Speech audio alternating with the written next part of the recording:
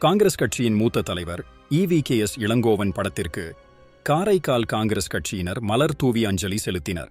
உடல்நலக்குறைவால் மறைந்த ஈரோடு கிழக்கு தொகுதி சட்டமன்ற உறுப்பினரும் முன்னாள் காங்கிரஸ் கமிட்டி தலைவருமான EVKS இளங்கோவன் மறைவையொட்டி காரைக்கால் புதிய பேருந்து நிலையம் அருகில் காங்கிரஸ் கட்சி சார்பில் EVKS இளங்கோவன் திருவுருவ படத்திற்கு மாலை அணிவித்து மலர்தூவி அஞ்சலி செலுத்தப்பட்டது. வடக்கு வட்டார தலைவர் சுப்பையன் தலைமையில் நடைபெற்ற இந்நிகழ்ச்சியில் மாவட்டத் தலைவர் RP சந்திரமோகன், முன்னாள் தலைவர் பாஸ்கரன், இளைஞர் காங்கிரஸ் தலைவர் ரஞ்சித் உள்ளிட்ட ஏராளமான காங்கிரஸ் கட்சி பொறுப்பாளர்கள், பல்வேறு அணி பொறுப்பாளர்கள், தொண்டர்கள் கலந்து கொண்டு EVKS இளங்கோவன் திருவுருவ படத்திற்கு மலர் தூவி அஞ்சலி செலுத்தினர். நிகழ்ச்சியின் இறுதியில் 2 நிமிடம் மௌனாஞ்சலி செலுத்தப்பட்டது.